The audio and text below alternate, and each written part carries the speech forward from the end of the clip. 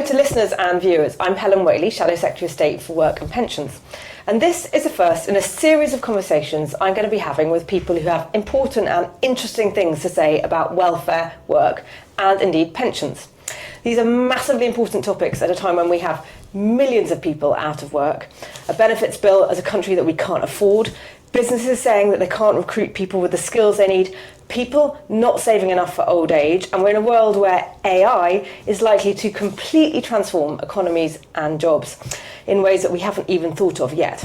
So let's get going, starting today with my guest, Matthew Elliott, Baron Elliott of Mickle Fell. He's here as co-founder and president of the Jobs Foundation, Matthew, which you set up to champion the role of business as a force for good.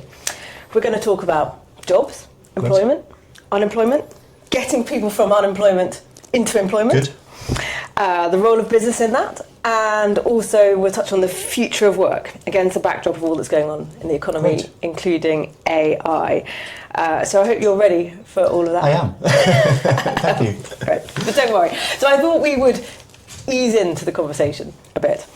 So I did my research. I looked you up on Wikipedia, got ChatGPT to help me out of it. No, I mean, your CV, wow, it's seriously impressive. From starting off in school in Leeds, you went to the LSE, got a great degree there, you worked for an MAP, you co-founded the Taxpayers Alliance. You became one of the top 25 political influencers in the UK. You were chief exec of the Vote Leave campaign. You were played by John Heffernan in the docudrama Brexit, the Uncivil War. You did quite a number of other things, and then you co-founded the Jobs Foundation, and last year you were ennobled as a life peer. But I thought we'd kick off with something that I'm interested in. I've never had this happen to me. But what's it like seeing somebody play you in a docudrama? And do you think John Heffernan did a good job being you? I think he did a great job. I must say I was sort of slightly terrified watching it, reliving these moments in your life, which are really intensive. I loved the campaign. It was a great sort of year of my life. But at the same time, it was hugely stressful, hugely, all-consuming. I used to have the same thing, during the in the pandemic. I can relate to this. Yeah. So you great part of your journey, great contribution to the country, but very stressful. But actually, I really love my sort of public policy work, more my sort of think tank work, if you like.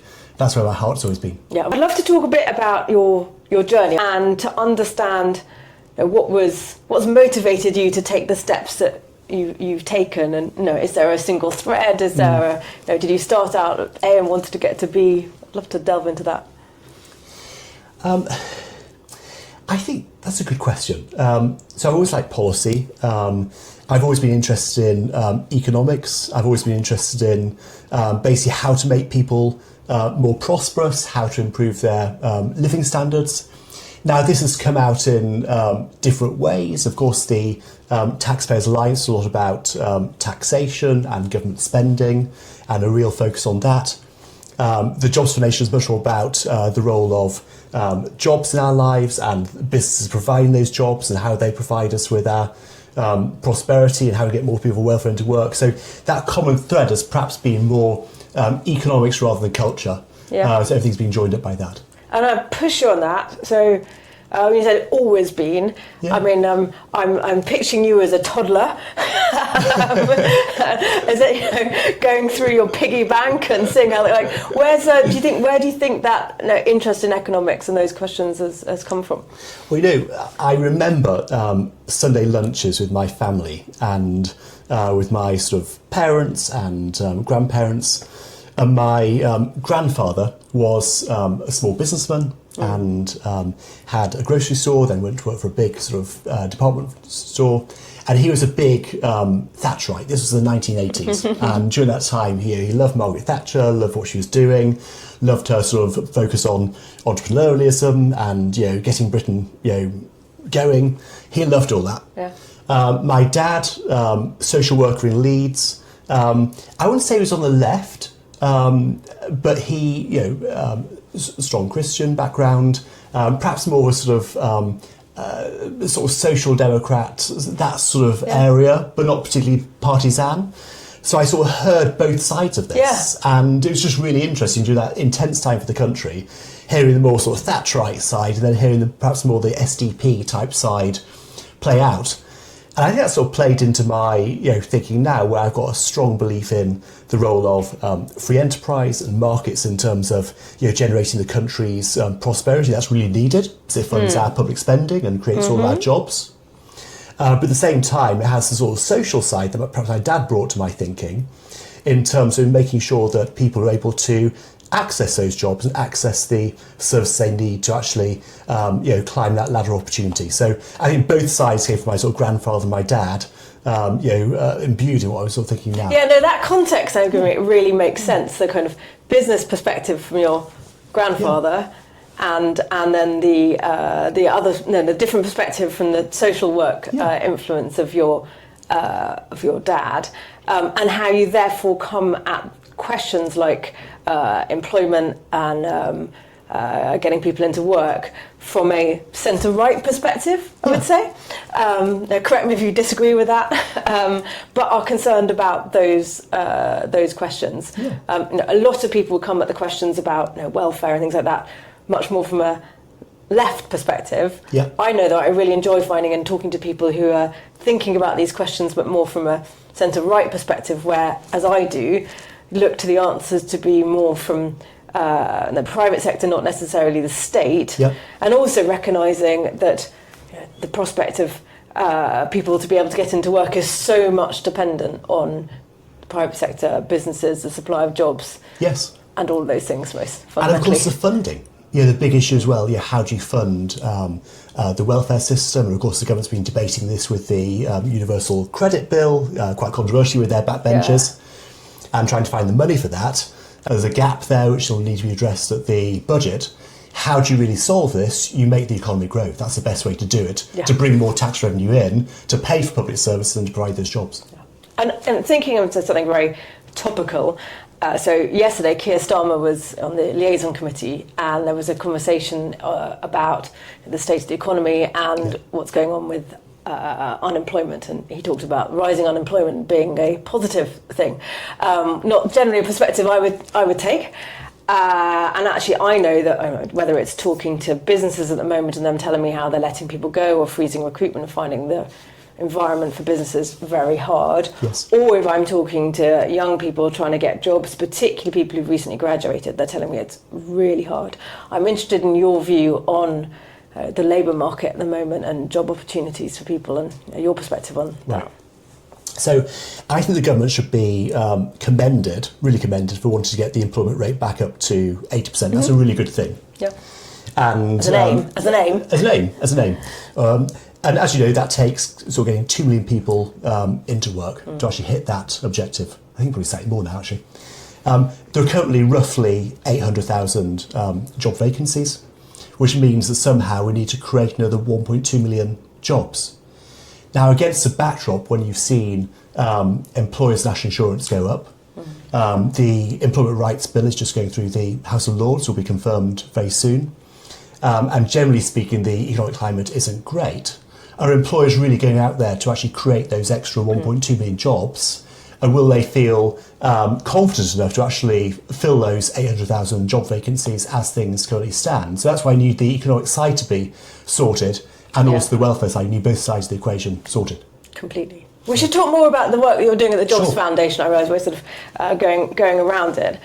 And maybe get into one of the questions relating to that, which is that at the moment, as you've been alluding to some of the numbers, there are around 1.6 million people currently unemployed and in theory looking for work, and around 800,000 vacancies. And one of the questions that I get asked or I look into is, well, how come you've got all those people looking for work, yet still those vacancies? It's quite a simplistic question, but I still think it's an interesting one to explore, and what are the things that are stopping those people who are looking for work being able to fill the vacancies that do exist in the economy? And I think from your Jobs Foundation perspective, you will have a view on that. We do. What we do there is basically look at how to get people from welfare into work. And we've split it up into five demographic groups. You've got the long-term sick, which the government's been looking at quite closely. You've got younger people who've been particularly affected by the pandemic. You've got older workers, which is a new one, which hadn't really been looked at very much. But I think increasingly with AI and automation and the changing jobs market, that'll be a group we should look at a lot more. Then you've got poverty hotspots where you've got multi-generational welfare dependency, where people haven't had that experience of seeing their mum and dad go to work. And then we've also looked at targeted support for groups like veterans, homeless people, ex-offenders, how that could be done. And what we've done for all these areas is look at 6 or 7 businesses who actually do good work in this area and how they've actually managed to employ people and bring people into their workforces from those different groups.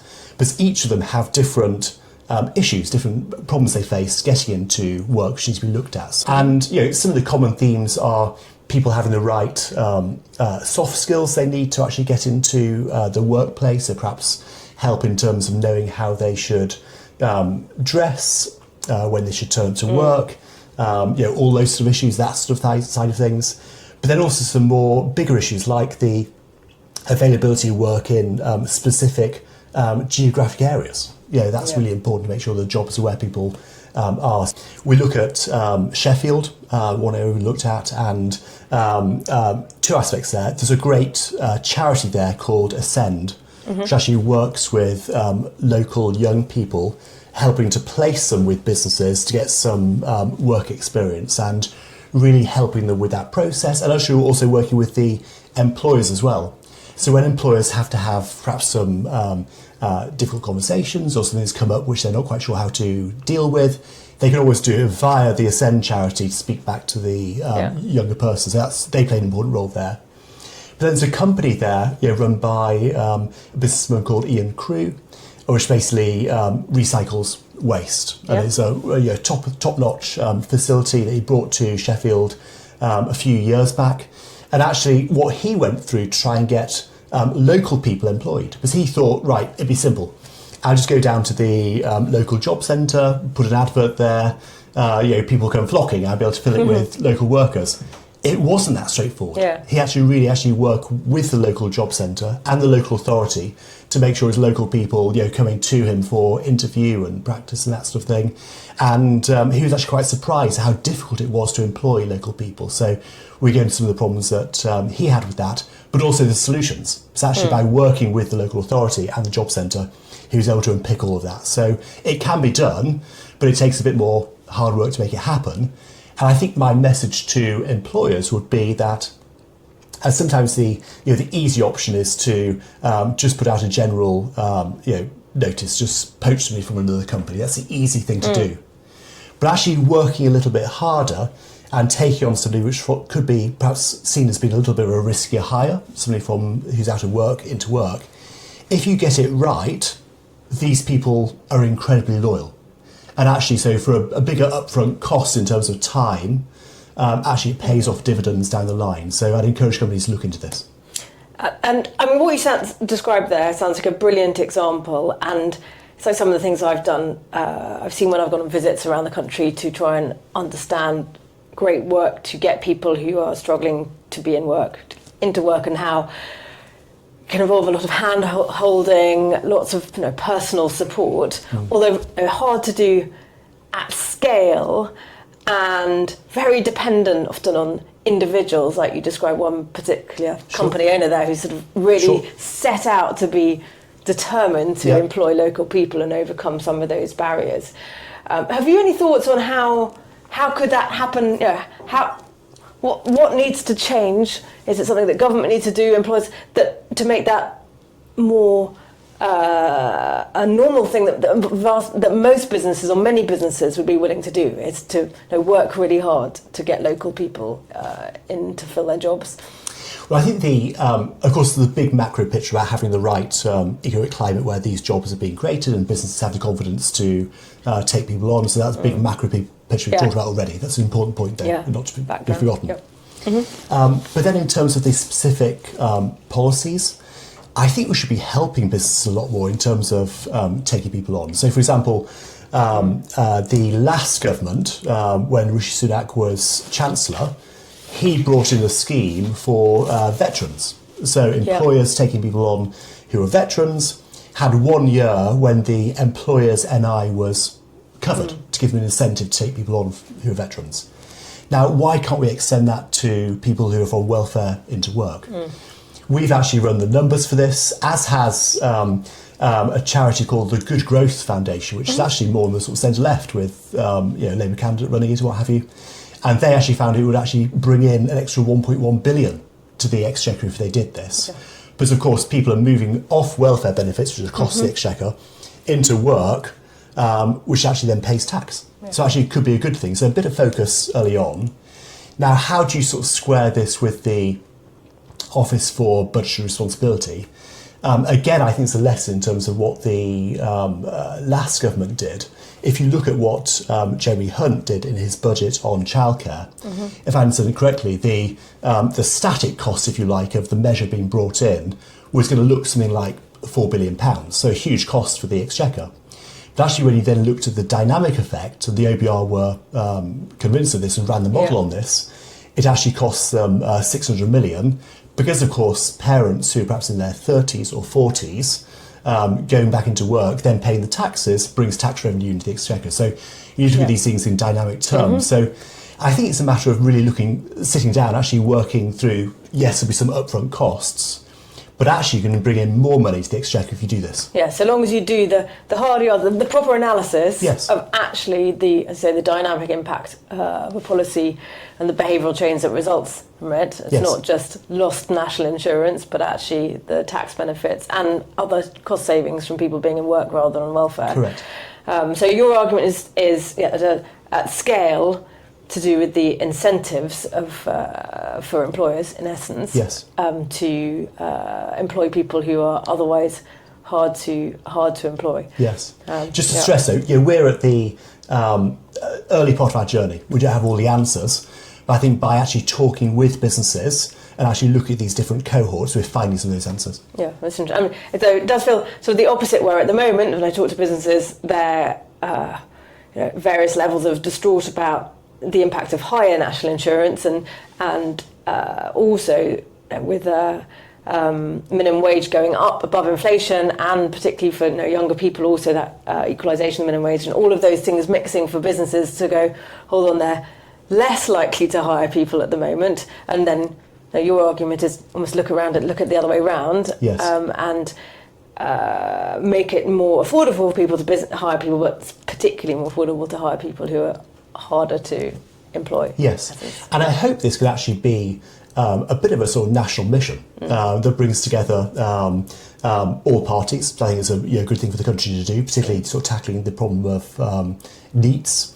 It's a really important one to sort of break that generational chain, but also bringing in sort of business and local authorities and local charities as well as government to actually help solve this problem. And if there's one thing we learned from our research last year, called 2 Million Jobs, that came out last October, it was actually the role for those different components working together at a local level to actually crack these problems. Can we do a dive into skills? Because that's another of the things that comes up both when I talk to businesses and they say, well, the problem is people in the area don't have the skills that I'm looking for, or people come sent to me from the job centre, they don't have the skills, or in fact the other way round, where typical conversation with somebody who's recently graduated from university saying they have the skills to do that kind of job, but the opportunities for them are in a completely different area or not a graduate level job. So we seem to be having this mismatch between the skills that people have and the jobs that are out there. And I'm interested in your thoughts on how we can try and fix that. And there's clearly a backdrop also of the changing economy and the implications of AI and things like that on the skill set that people need. Sure. Throw that one at you. I think there are two elements worth looking at here. Again, not a complete picture, but sort of early thoughts in this area.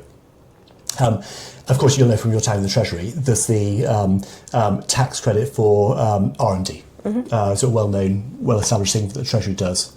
Perhaps we need to be looking at a skills tax credit to actually help incentivise employers to train people up. But I know this is something which the Make UK have talked a lot about.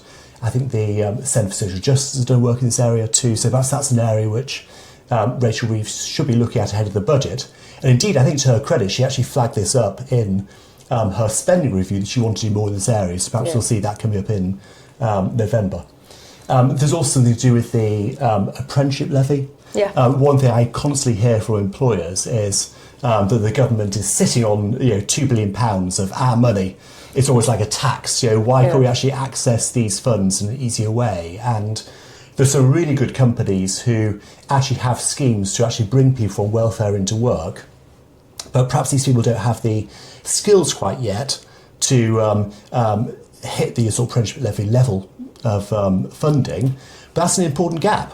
And actually, I think those employers are actually saying, why can't we access those funds to actually help those people climb up those first few rungs, then hit the sort of higher levels of skills needed for the apprenticeship levy. So that's something the government should perhaps look at, to use access those funds to actually help people from welfare into work. Yes, and it's certainly something I've heard. I know that in government we did lots of work to improve apprenticeships and try and make sure they were high standard and also boost them. But I too have heard from employers with a frustration that if only we could access that money in that way, then we would be able to do things differently. So it does feel like an opportunity, and something which, anecdotally, we don't necessarily compare well to other countries, and continental Europe often gets flagged up as Germany or whatever, where they have a stronger apprenticeship model. Is one thing. Do you have a view on education as well for 16 to 18-year-olds? I find myself having quite a few conversations, either with teenagers in that age bracket or with their parents, who want their kids to be able to sort of get out and work and work while continuing their education, and feel this. We've focused a lot on education. We did in government and raising standards of education. But actually, is there something to try and nudge the balance the other way and actually support people who really want to be in work earlier to get on and get out there and get working? We are going to do a publication on this next year. We're currently sort of doing the early work in this area, and provisional title "The Bridge," basically bridging people from education into work. Now, of course, there's a big push to get people into university. Yeah. And of course, that was brought in by Tony Blair during his time in government, wanted to get 50% of people into university. And I think looking back, many politicians from actually both sides of the House, all sides of the House, actually wonder whether that was the right thing. Should everybody be going to university? Or yes, of course, some people should. But what about other types of skills we need for the future as well? So I think really looking at that area is worth doing. Yeah, has the pendulum swung too far in the university direction, with therefore that being the aspiration for everyone, when actually sitting writing essays in university might not be the thing that's going to float a young person's boat, and actually it's not necessarily going to provide the skills that we need in our economy as well. It was hugely complex, I think, for the government to acknowledge this, that with AI and the jobs market just changing completely, I think it's very difficult for us to actually work out where will the jobs market be in 5, 10, 15, 20 years' time. So actually trying to navigate that and equip children with the right skills will match a jobs market in 20 years' time is a really tough thing to do. I mean, so I have teenage children doing GCSEs, A-levels, thinking about further education beyond that, things like that. And it's exactly a conversation that we have at home. It's like, what is the world of work going to look like in 5, 10 years' time? What skills are going to be... a few years ago, everyone was like, coding skills, and that's what it was all about, and do computer sciences. Well, actually, is that going to be what you need in 5 to 10 years' time, or something completely different? One of my team fed in our latest report on energy and jobs into an AI programme that produced podcasts. And I must say, it produced a brilliant podcast of basically two people talking to each other about the report and explaining the report and debating it. So I think all sorts of jobs, including this one. Yeah, so they were completely AI generated. Exactly. I know, it's incredible what it can be done there. Yeah. Oh, we could just be recreated. Yes. But with more jokes. With more jokes. Uncertainty seems to be the underlying theme, whatever happens. Although something that I also think about, and I'm thinking about teenagers and young people, though also... the reality is, in 5 to 10 years' time, most of the people in work will be people who are currently in work. So there's also the question of upgrading the skills of people who are in work now Yes. for the economy of the next 5, 10, 15 years? And I think that's an interesting question, because when we talk about skills, so often it focuses on people who are currently in education, Yeah. but actually these skills are the existing workforces. Exactly. You may be somebody in your 50s whose job goes because of AI. And there's a gap then, of course, with you in your 50s until perhaps your late 60s. They're talking about changing the pension age. That you ought to actually bridge before you get your pension. So yes, training later in life is important too. Yeah. We struggle to find businesses who specialise actually helping old people back into work. Older people back into work. I'm Sorry, old people. I'm 50 next year. Slip of the tongue, apologies. Older people back into work. But it strikes a chord with me, not only because of my 50th birthday next year, but if I think of some of the groups that I've talked to about trying to get off benefits and into work, and quite often I've had those conversations with people who are in their 50s or even in their early 60s, still really wanting to work, yes, but talking to about how the challenges are much greater. Lack of confidence about using technology, not used to using computers, things like that. And then, for instance, people who used to, when they were younger, do quite a physical manual job, but maybe due to health problems or an injury, not able to do that anymore. So needing to be able to do something which is no longer manual, which might be more, something on a computer, but that feeling those skills are even harder to gain later in life. So it feels like a challenge, but a huge waste of the talent and experience of the country if we have many people at that stage of their careers not of life not in work. A huge waste of talent, and I think it's a case of us recognise as well that people want different types of jobs, like you say, different stages in their life. And when people are close to retirement, perhaps they want a job which is simpler, it involves more conversation with people locally and sort of interaction with people locally, rather than just being stuck behind a desk. True. And also there's an enjoyment in supporting people who are going to be the next generation, whatever area you work in. It's one of the things when I was a health minister, looking at the NHS workforce and speaking to nurses who were in the sort of last sort of quartile of their careers, so to speak, and finding that they might find some of the physical side of nursing quite challenging, but really wanting to be in a job that was more flexible, when they could support the new generation of younger nurses, learning on the job, but finding that it was quite often hard to move into a job that then suited them at that stage, and ending up taking early retirement simply because the jobs didn't seem to exist that would suit what they were looking for. So I think there's an interesting question for employers as well, as like thinking, how do you create the job that makes the most of people's talents at that stage? And this brings up the whole work from home point. And of course people are sort of basically moving back to the workplace now primarily, rather than work from home, and that's actually a good thing in many ways, because people are then able to learn from older workers. In terms of that training aspect is really important to that. And also, if people consistently sort of work from home, very soon, if employment costs go up sky high, then employers, many of them will look overseas. If people are going to do remote working, so do you think everyone should be remote working overseas? Do you think everyone should be back in the office? I think working in an office is a good thing. It's not for everyone. It's not for all occasions of work. But generally speaking, having more office-based work is a good thing. Workplace work is a good thing. But you're not as draconian as all day, every day for everybody. Or maybe you are. I'm pretty hardcore on this. Oh, are you? Okay. I'm probably more to the time in person is really important, but that we've also benefited as a society from the flexibility that technology has enabled us. We should wrap up in a moment, but I wanted to just a couple of things before we finish.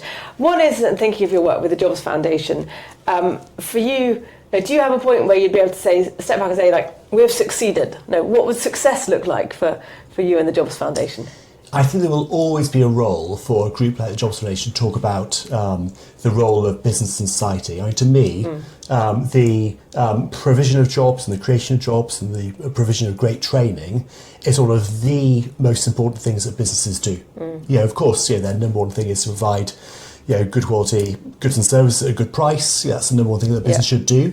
But in terms of their wider sort of societal efforts, their provision of jobs and giving people a good standard of living, that's just so important. And so I think there's always be a role to defend business in that, and also make sure that we have the right business environment within the UK to make sure the business is flourishing and providing those jobs. Though maybe then a success would be if there was no longer a need for an organisation like the Jobs Foundation to try and defend businesses and say they're actually good. I mean, it poses a question of how do we find ourselves in a situation where there's almost like a sort of mantra of like, public service good, business bad. Like this is, I mean, I my husband's an entrepreneur. I think businesses are great. We should be supporting entrepreneurs.